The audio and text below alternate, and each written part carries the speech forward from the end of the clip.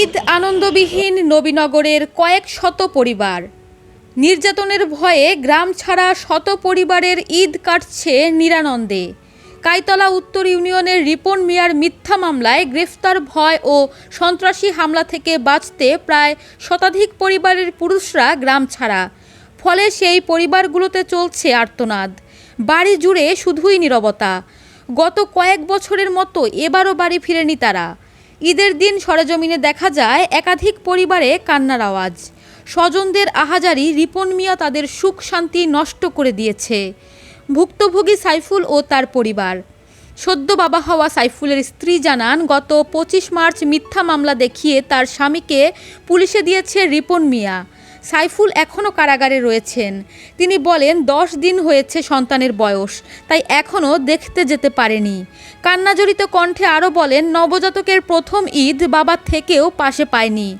একইভাবে অলি মুন্সির পরিবারেও ঈদ কাটছে আর্তনাদের মধ্য দিয়ে। রিপনের একাধিক মিথ্যা মামলায় তিনিও রয়েছেন কারাগারে। ভুক্তভোগী মেহেদি দম্পতিরও একই চিত্র। পরিবারের সবাই একসাথে ঈদ আনন্দ করতে না পারার কষ্ট থেকেই ফেসবুকে পোস্ট দিয়ে জানান, ঈদের খুশির মাঝেও জমে থাকা কষ্টের অনুভূতি কাউকে বোঝানো যায় না। সব বাধা পেরিয়ে একসাথে ঈদ আনন্দের স্বপ্ন দেখেন তারা। এছাড়াও সপরিবারে গ্রাম ছেড়েছেন অনেকেই। চেনা মানুষজন ও বসতভিটে ছেড়ে তাদের ঈদ আনন্দও দীর্ঘশ্বাসে পরিণত হয়েছে। একটাই চাওয়া, অত্যাচারী শাসক থেকে কবে মিলবে মুক্তি।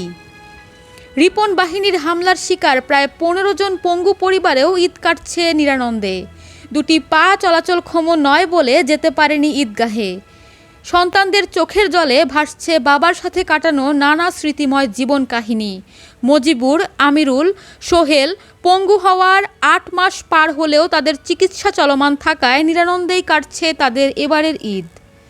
একইভাবে রিপন তাণ্ডবে মৃত হামদু মিয়ার পরিবারেও নেই ঈদ আনন্দ।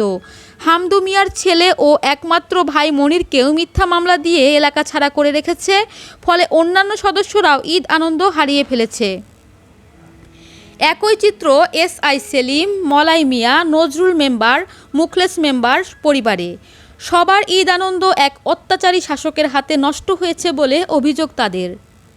গ্রাম ছেড়ে থাকা কাইয়ুম খন্দকার বলেন, শত্রুরা কেড়ে নিয়েছে আমাদের ঈদ আনন্দ। প্রশাসন বা সংশ্লিষ্টদের কাছে অনুরোধ, আমাদের সহায় সম্পত্তি উদ্ধার সহ বসতভিটায় বসবাস অধিকার ফিরিয়ে দেওয়ার, তবেই আমাদের ঈদ আনন্দ উপভোগ্য হবে।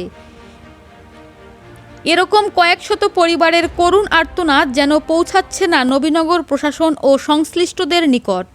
অতি দ্রুত তাদের বসতভিটে ফেরত সহ মিথ্যা হামলা মামলা থেকে প্রতিকার চায় ভুক্তভোগী পরিবারগুলো।